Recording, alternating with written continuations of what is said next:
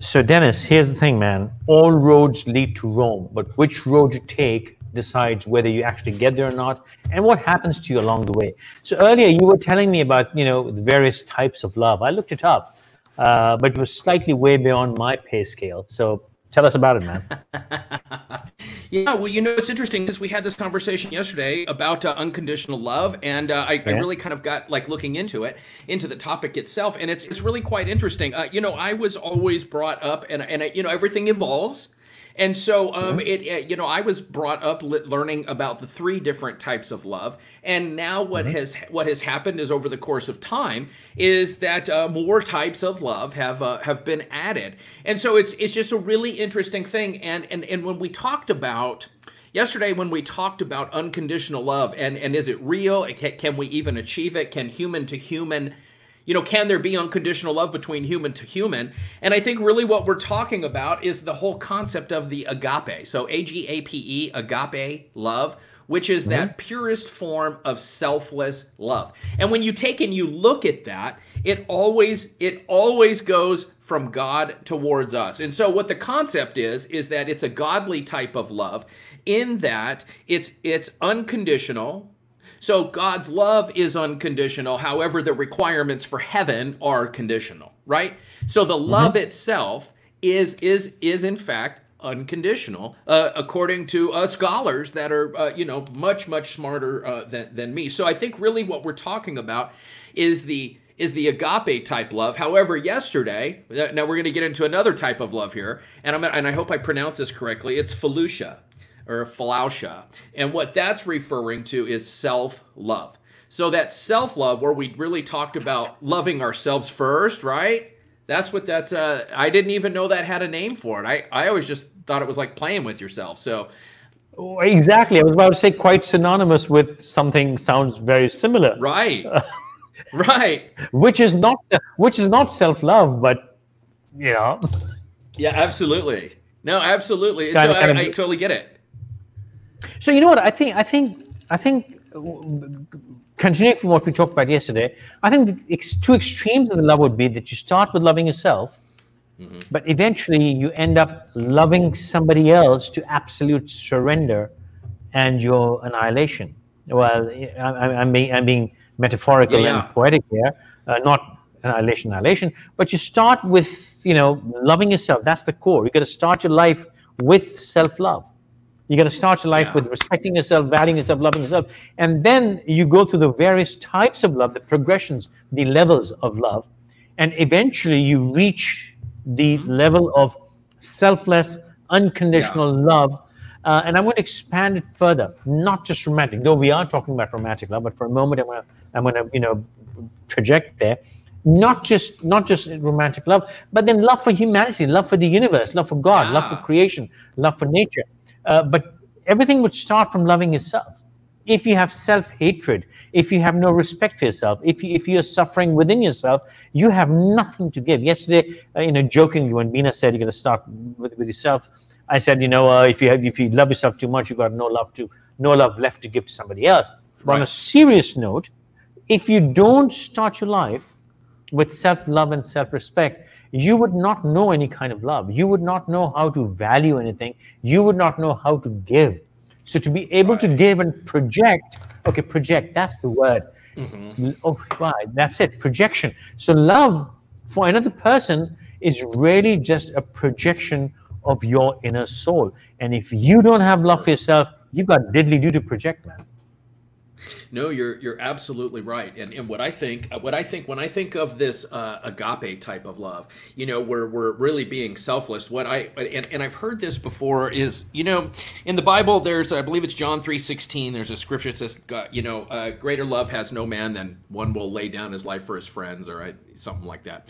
Anyway, it's been used Yeah. a lot of times for soldiers that end up getting killed. I know in the Arabic world and stuff, the term martyr really it's kind of really similar. And when you look at the definitions of it, and what I believe that like the biggest form of, I don't think being in the military, I think that's a little different. Like in my country, you sign up for that. It's a job. It's a contract. Like you're getting paid. It is your job.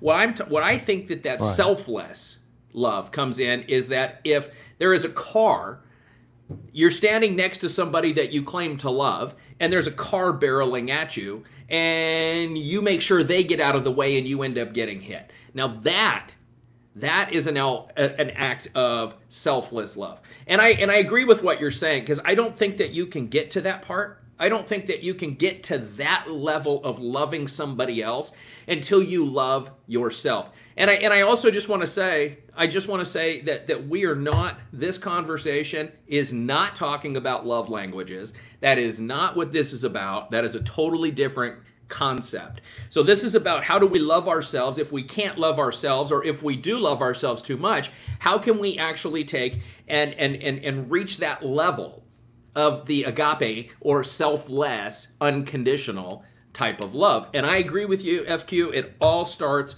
by loving ourselves first, because when we get into a relationship with somebody else, and for those watching today, definitely come back tomorrow, because we're going to be talking about why we fall in love and where that comes from. So definitely come back tomorrow.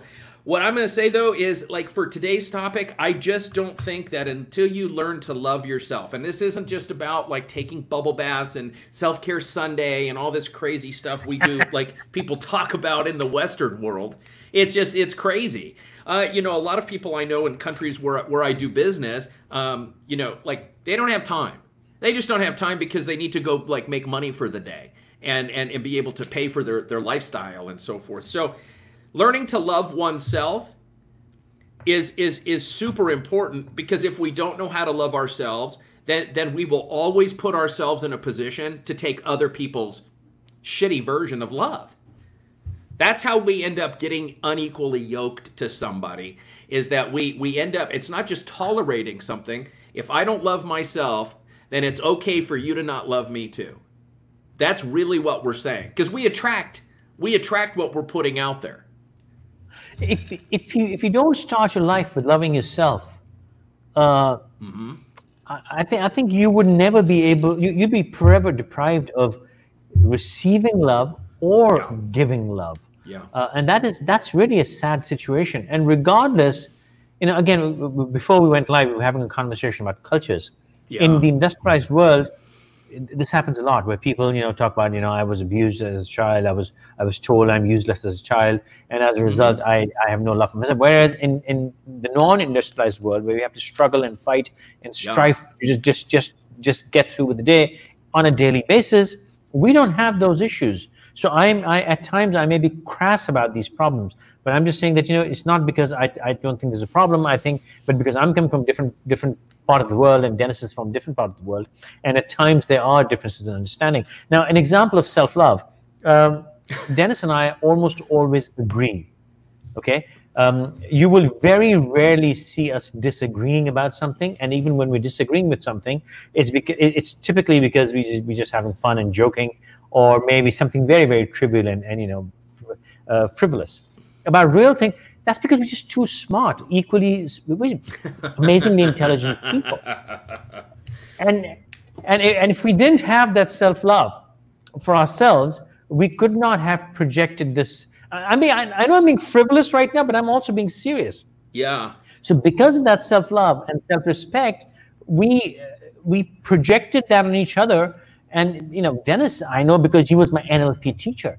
He was the master practitioner. I was learning to do NLP, and he was training me. And there was just this thing, you know, and it was there because I saw him with self-respect. I saw him valuing himself, and I think it was vice versa, and we connected. So people who can't or don't love themselves, don't value themselves, it's not just that they cannot receive love, they also have nothing to give out, and they project that energy around them. And that is like a force field against happiness. That's a force field against love coming into them. So you gotta, I mean, before you want to do anything in life, you have to love yourself, man. You just have to do it, regardless of what your childhood was, regardless of how you were treated poorly in a previous relationship. It's all irrelevant. Yeah. You have to love yourself. What is there not to love about yourself, regardless of who you are? You could be a mass murderer. You could be Donald Trump. I mean, how much worse can it get? Look at how much love that man has for himself. That's a good point. I mean, I think what we're talking about right now, though, FQ, is I think we're crossing that line into self-love versus narcissism. I mean, we're not Narcisse there, looking into the pond and checking our reflections. I'm gonna just say what I want people to really take away from this is when we think about unconditional love, and this is really why I wanted to continue the conversation today, is we oftentimes look at that in regard to other people. Right? So how can I love other people? What I'm going to say, you cannot provide unconditional love for anybody else until you learn to provide unconditional or agape type of love towards ourselves. So a little but I don't want to digress here, but I think it's important to point this out. Look, without looking at the etiology and the origins and everything else, look, I've been open about the fact that for many years of my life, I was addicted to drugs. I was addicted to opiates. And when you think about it, when I'm being honest and I look back at those years in my life, what it was, so if you think about it, FQ, what is some of the most disrespectful things that you can do for yourself? You can smoke cigarettes. I mean, it doesn't get very much more disrespectful towards ourselves. We know what it does. We know exactly what it does to our bodies and so forth. That's been around for years. If you've been around since like 1970, smoking's bad. So go ahead and do it and disrespect yourself.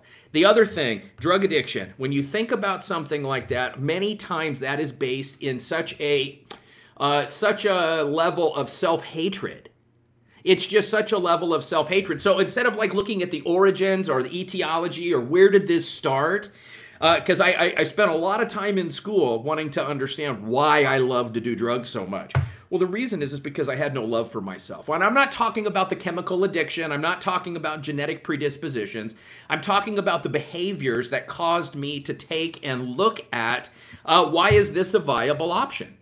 So if smoking cigarettes was a horrible thing and I could disrespect myself that way, then I could let's up the ante and be a junkie.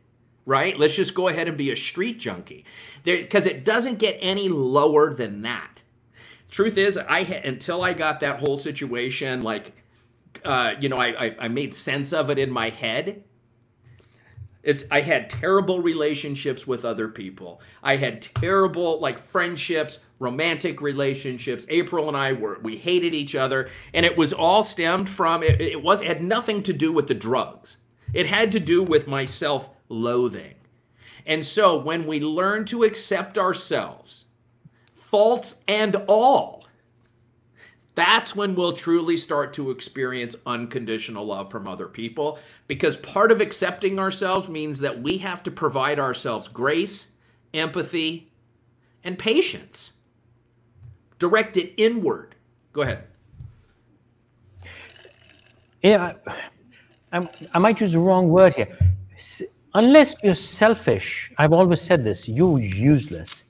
I only like selfish people. I like self-centered people. Because you gave examples of, how can you harm yourself? Smoke, do drugs, drive rashly, ride a motorbike without a helmet, without seatbelt, not wear a mask. You're not hurting anybody else. You're putting yourself at risk. Yeah. So you're not being selfish. Please be selfish. I've always, in my part of the world, patriotism is this big thing. And I was like, stop being patriotic, for God's sake. For a change, be selfish. So right. I've spoken for Pakistan's social issues for years and years, and people have always said, "Oh, you're such a patriotic." I said, I have no patriotism, man. I am a selfish bastard. I have to live in this country, and living with you jerks is miserable. Right. I need to fix this so I can just have a comfortable life. I don't give a damn about you. If you're not in my space, I don't give a shit what you do, man. But if you're in my space, and if you make my life miserable, I hate you. I need to fix you. I am very selfish and self-centered. And unless you're selfish, now I love her. Yesterday we were speaking against it, but I'm taking a different angle at it today. I love her because she gives me happiness. Yeah. If she didn't give me happiness, what's there to love? So I want the happiness, and then I will seek out the person who gives me that happiness. And then when I like her because she gives me happiness, I would like to retain her. And when I want to retain her, I will give her love. Sure. You have an employee who makes you money. Right. So because this guy makes you money, you're going to make sure he makes money so he doesn't leave you. And I think you bring up something that I find... You can put that template in any relationship. I want you because you bring me value. Since you bring me value, I'll give you value. And it's all about me, man. It's not selfish. I'm very selfish, very self-centered. There's no selfless bullshit here. Right, and I like that. I like that because, and here's the reason I like that is simply because when you are more selfish or self-centered, like what we're talking about, what we're saying is that, like, if I'm mad at April, if we get into a fight, have a row, whatever, and now, like, I act like a human. And I provide a little bit of punishment in there. Come on, I mean, let's be honest. We all like that little bit of punishment, right?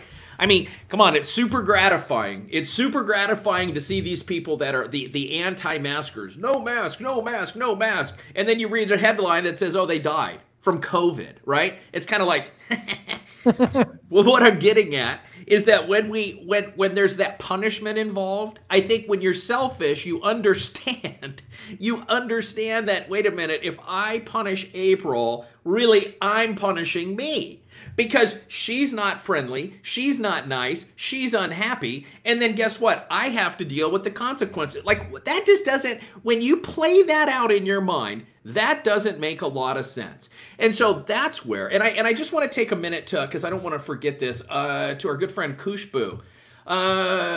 She said something, my kind of love includes a trust so strong that you never question a thing. Kushbu, what this is referring to, my understanding of this is called enduring love. Enduring love, which is pragma, P-R-A-G-M-A. So check that out. That might be a good resource for that. And that's that enduring kind of love.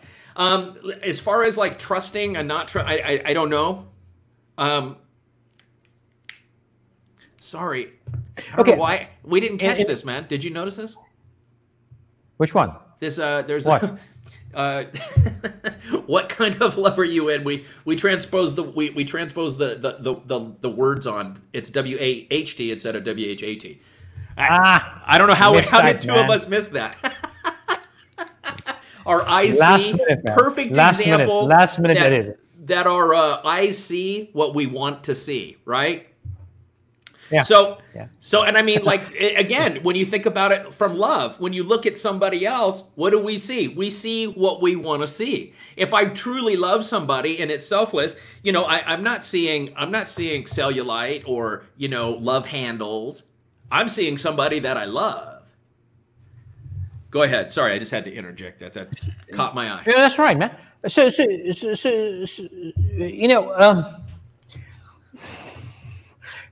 again, it's self-centered. It's selfish. I will make things amicable because I don't want to waste time having to deal with your reaction. If I make you unhappy, you'll just make me unhappy. Sure. And if we keep that, on a focal plane, I think 90% of disputes and disagreements will freaking disappear, man. Absolutely. It's kind of like, because, go ahead. What's the point of an argument where it's not going to bring me happiness? What's the point of a dispute where it's not going to bring me happiness? What's the point of taking on a project or a situation which is not going to improve the quality of my life? And as Kushbu talked about trust, in my romantic relationships, there is no such thing as trust. I call trust like that's a crime, man. I never, ever trust my partner. And I expect not to be trusted.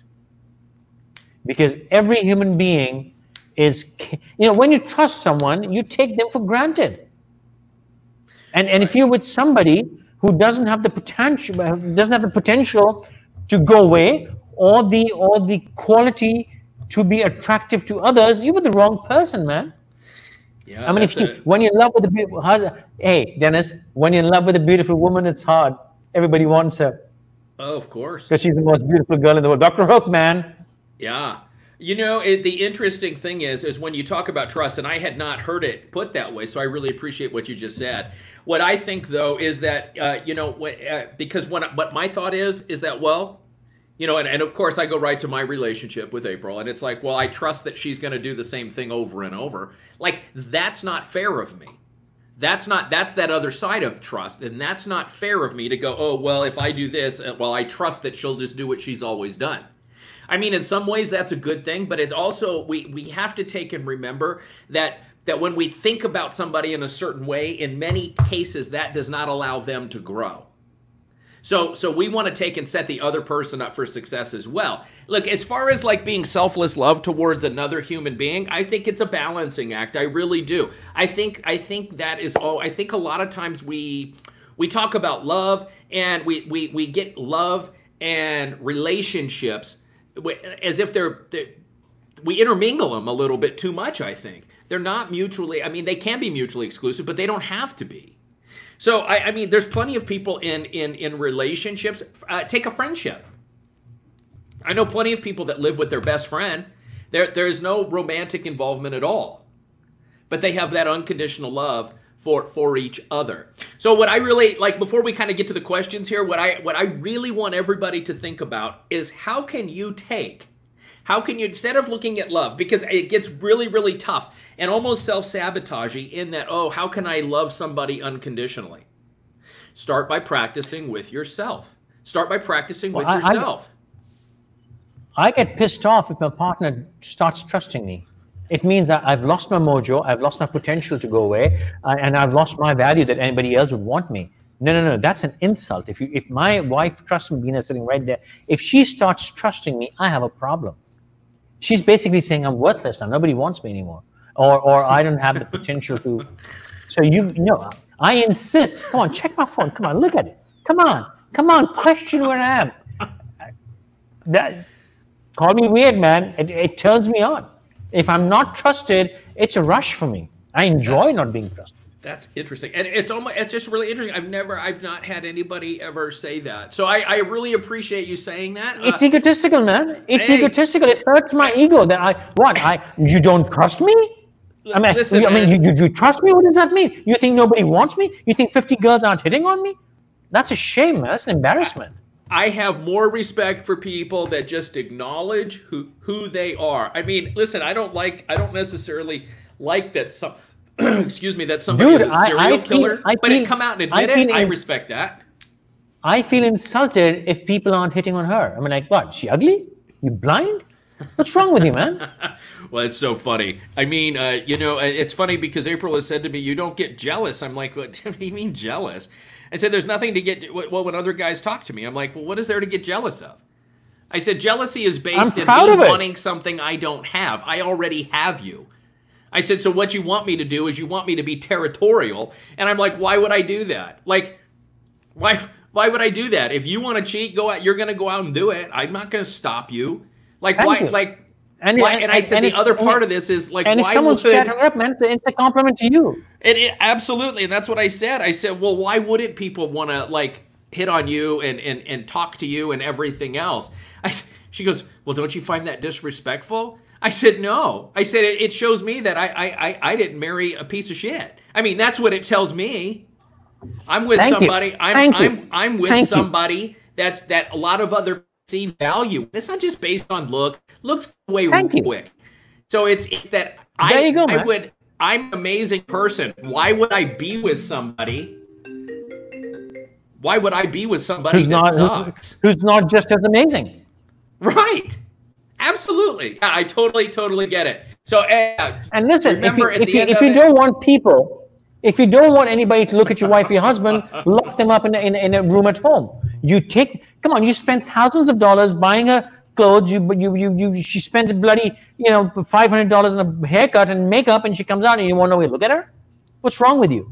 Why did you do all that? And you just leave her at home, lock her up in a box, man. Right. Or lock him in a box. If you don't want women looking at him, then you chain him. Why do you want him to work out 5 hours a day? If he's going to look hot, she's going to look at him. So here, I think this is a good one for us to start with. Rafia, I'm not strange, girl. You're strange. Coming from you, I'll take that as a compliment. Coming from you, I take it as a compliment. But you know what? I'm being realistic. People live in this. If you marry a beautiful woman, how do you expect people not to look at her? That's stupid. And I repeat, go listen to Dr. Hook's song when you're in love with a beautiful woman. Absolutely. Everybody wants it. Everybody looks. Why shouldn't they, man? Here's a good one from Kushbu. Why love fades with time? You know, Kushbu, that's an interesting question, and I've been wanting to come back to this and make sure that we got to this. You know, I don't know that it necessarily fades; it changes. And so I think that there's different times. You know, I think that there's love, but the way that we engage with that love is what ends up changing. Relationships fade. Love doesn't fade. Relationships die out. Yeah. And we build relationships for love, but those relationships eventually fall apart. And we think we're falling out of love. You're not falling out of love. You had a relationship. I still love the person, but I can no longer be with her. Right. I have no hatred. I've had a divorce in my life. I have no hatred for them. They have immense hatred for me. I have no hatred for them. I mean, we spent some beautiful years together. We were great friends. We have memories. What's there to hate? And when eventually at some point we could not be together, we separated. Go your own way, man. Not sure what this is. That's my lovers. Awesome. Khushbu said this: I do work out and makeup for myself, not to impress men. Khushbu, that's a delusion. If you do it for yourself and stay at home, look at yourself in the mirror and self-pleasure yourself. If you do all that and walk out, you're doing it for a second person. If you're doing it for yourself, there's a huge mirror. You can do a Donald Trump, or you can do a Woody Allen, have sex with somebody you love dearly. I mean, that's it. Beanish Chaudhary, I don't know who you are, but thank you for appreciating. Just thank you, Faisal, for putting it so clearly. An amazing perspective. Thank you, Beanish. I like you. We should be friends. You know, finally somebody appreciates what I'm saying. And I just want to say, Kushbu, I really appreciate that comment. I really appreciate that comment because, you know, what I like to say is people ask me like, oh, you always put these things out about lifting weights and working out. And it's because you just like, you're so vain. It's not because of vanity. It's simply because if I don't work out, I use a cane to walk. I mean, that's the reality. As far as, I mean, do I do things for personal appearance? Sure. Of course I do. You know, because, you know, okay, what is... Take this one. Yeah. Binish, how do you explain possessiveness relations? Okay, Binish, in my opinion, possessiveness is ownership. I want to own and contain, don't let you be free. I think that's bullshit. The first thing I said to Bina, and she's sitting right here looking at me, why don't you join us? When we got married, the first thing I said to her, and she freaked out, and this is a true story. The first thing, after we said our vows, we were alone, I said, you know what, as of tonight, you're a free woman. Do whatever the hell you want to do. Enjoy life. Be happy. I don't care what you do. I'm going to stand behind you. I'm going to give you that leverage. You know, before that, you were a single woman. You had restrictions from your family, your father. Now you're my wife. Fly. I'm behind you. Do whatever the hell you want to do in life. Just enjoy. And often she just finally decide to join us. Often I tell her, listen, you know, are you chatting some guy up? And she goes, no. I said, you know, it's all right if somebody's talking to you. She said, what if he takes me away from you? And I always say, if a man is good enough to take you away from me, he deserves you, man. If any man has the courage to take her away from me, he deserves her. But I think what you're talking about right there also, I think, lends to what Kushbu was talking about love fading. And so with this perspective that you're talking about, FQ, is that now that puts you in a position to work a little harder, to put a little bit more effort towards the relationship. And because knowing that if I take really good care of my spouse, they're going to take good care of me. So I mean, it is absolutely a quid pro quo. It truly, truly is, and I don't think that there's anything wrong with that. Possessiveness, now, Binish, to me, that is based in like jealousy. I don't understand jealousy. It's based on stupidity, man. Not even jealousy, it's stupidity. I mean, it's all kind of connected. I mean, stupidity is making a deliberate choice when you know better. Yeah, but possessiveness is just wrong. I'm possessive about you. She's possessive about me. So if somebody talks to me, I don't trust you. Oh, you should never trust me. I'm hot. How can you trust me, for God's sake? Look at this.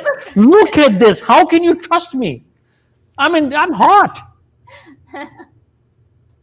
Okay, I think that's important. Love fades because there's no effort to keep the romance alive from my side. Thank you very much. Well said. Yeah, and Rafi, I totally agree.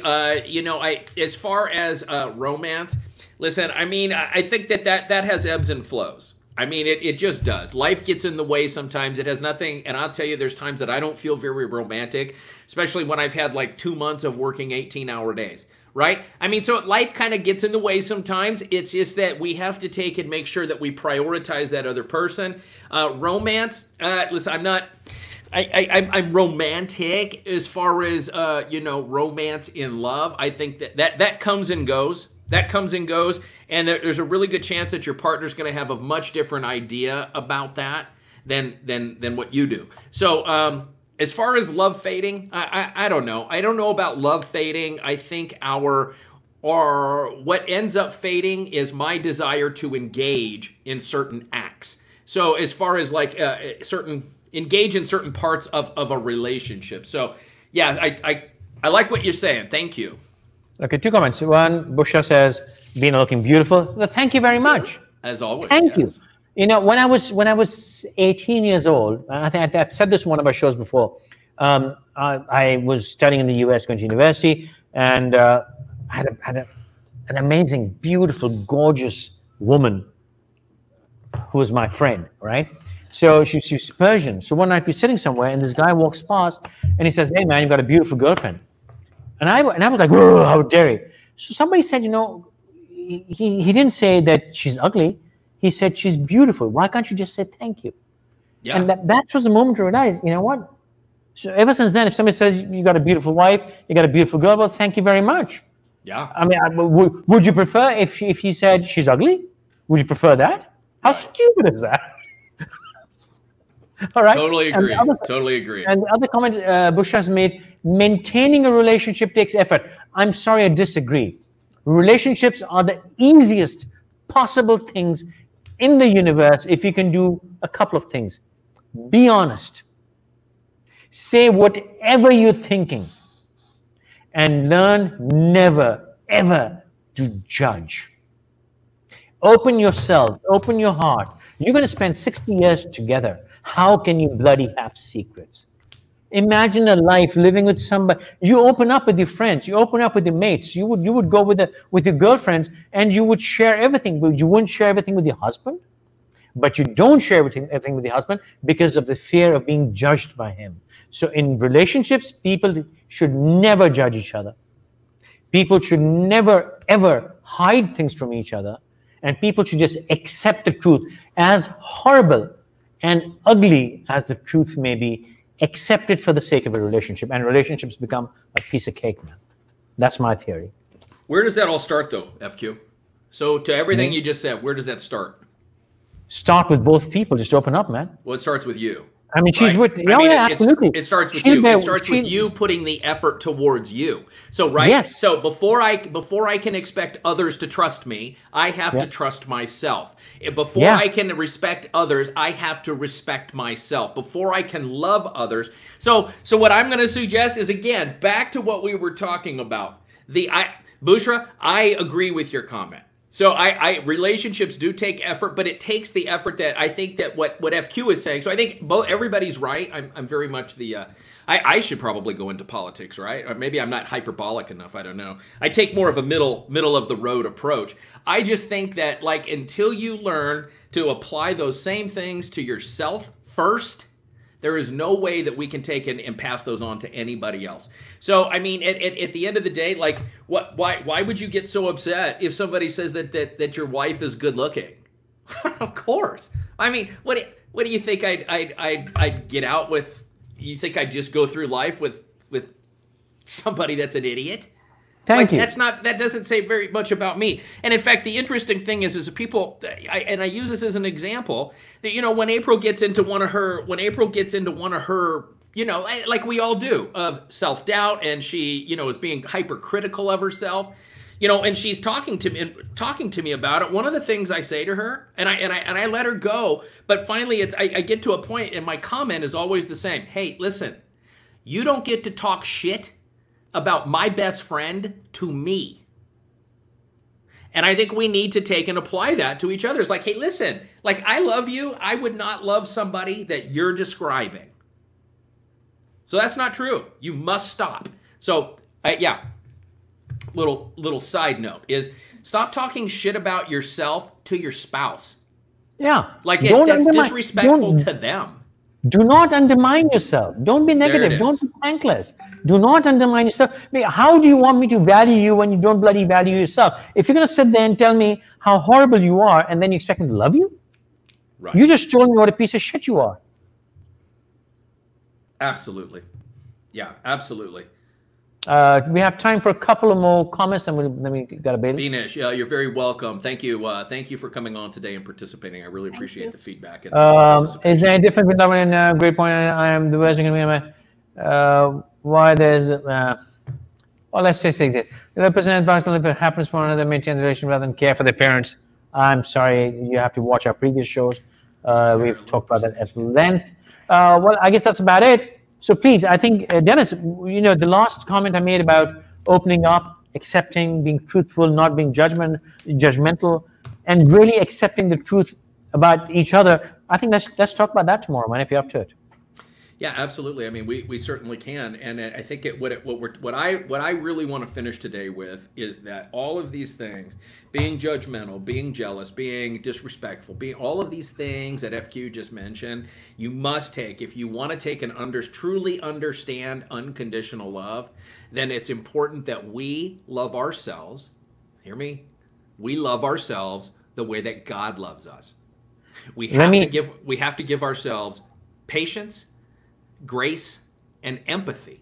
We work so hard to throw those out into the world, but when we do it to ourselves, we're actually way better for the whole world. I want to seed tomorrow's topic, you know, which I've always said that there's no such thing as cheating. Cheating is the word doesn't exist. If we're not in a relationship and if I do something, it would be cheating if I don't. I'm willing to tell her if she's willing to listen. And I always say this, it would be cheating if I hide it from you, but you know what, if I'm doing something, if you're doing something, tell me. And suddenly it's not cheating, it's something you did. It would become a mistake, it would become a desire, it would become a habit, it would become something that you want to do, but it's not cheating. Cheating is when you steal, when you hide, when you lie. And people don't lie because they want to lie, people lie because you're not willing to accept or listen. I've done something, I'm willing to tell you about it, are you willing to listen? That's where I would like to start tomorrow night. Absolutely. And I just want to take a minute. Rubina, Ms. Amal, thank you so much. Shout out to you. I appreciate your participation. And it's been great getting to know you over the past month or so. So thank you so much. That's all I have. By the way, yeah, we try to start at, a lot of people are joining in late. We try to start 10 p.m. Pakistan time, 10 a.m. Arizona time. We may be slightly late, but we are trying to stick to a schedule these days. Give or take a few minutes, 10 p.m. we're here, so please join us. And for better comments, please watch us on YouTube, either mine or Dennis's, so we can see your names better, we can see your comments better. Until tomorrow night, have a good night. Thank you so much. See ya.